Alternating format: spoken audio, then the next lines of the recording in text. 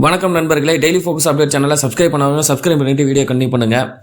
Denmark கண்ட்ரோலில் இருக்க கிரீன்லாந்தை Russia, சீனா, USA 3 பேருமே கண்ட்ரோலில் நம்ம வச்சுக்கணும்னு நினைக்கிறாங்க. அதை யுஎஸ்ஏ கைப்பற்றணும்னு நினச்சிட்டு இருக்காங்க.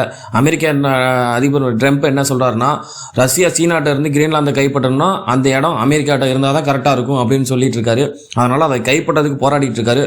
பட்டு டென்மார்க்கு கண்ட்ரோலில் இருக்க அந்த இடத்த டென்மார்க்கு விடாமல் இழுத்து பிடிச்சிட்டு இருக்காங்க.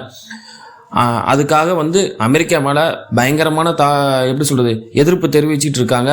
அதில் ஒரு முக்கியமான விஷயமா அந்த டென்மார்க்கில் இருக்கக்கூடிய ஒரு இளைஞர் அமெரிக்க பொருட்களை யூஸ் பண்ணக்கூடாது அப்படிங்கிறதுக்காக ஒரு செயலியவே ரெடி பண்ணியிருக்காருங்க.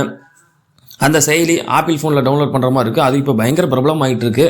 டென்மார்க்கில் இருக்கவங்க ஏகப்பட்ட பேர் அதை டவுன்லோட் பண்ணுறாங்க. ப்ளஸ் அது மட்டும் இல்லாமல் ஐரோப்பிய கண்ட்ரியில் இருக்கக்கூடிய பல பேர் அந்த அமெரிக்க எதிராக இருக்கவங்க அந்த செயலியை பதிவிறக்கம் செஞ்சுட்டு இருக்கிறதா சொல்கிறாங்க. அந்த செயலி மூலம் என்னென்னா, அந்த யுஎஸ்ஏ அப்படிங்கிற அந்த செயலியை ஒரு QR கோடு மூலம் அது அமெரிக்கா பொருளுங்கிறத கண்டறிஞ்சு அதை புறக்கணிக்கிறதுக்காக இந்த செயலியை கொண்டு வந்திருக்காரு.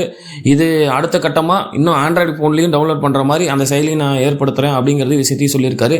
இது அமெரிக்காவுக்கு எதிராக டென்மார்க்கில் பல நடவடிக்கைகளை இது ஒரு முக்கியமான நடவடிக்கையாக இருக்குது. எப்படியாவது கிரீன்லாந்தை கைப்பற்றணும்னு அமெரிக்கா பயங்கரமாக சூடாக இருக்காங்க. ஏன்னா முக்கிய காரணம் நம்மளுக்கு தெரியும், ஆயிலு, கேஸு, ரேர் மினரல்ஸ் அங்கே இருக்குது. இப்போ அதிகப்படியாக இருக்கக்கூடிய ஏஐக்கும் எலக்ட்ரானிக் வெஹிக்கிளுக்கும் ப்ளஸ் மிசைலுக்கு தேவையான ரேர் மினரல்ஸ் அங்கே அதிகமாக கிடைக்கிறனால அதை எப்படியாவது நம்ம கைப்பற்றிக்கணும், பயங்கரமான வளத்தை நம்ம எடுத்துக்கணும் அப்படின்னு எல்லாருமே பார்த்துட்டு இருக்காங்க. இது அமெரிக்காவுக்கு எதிரான ஒரு புரட்சினே சொல்லலாம். நன்றி.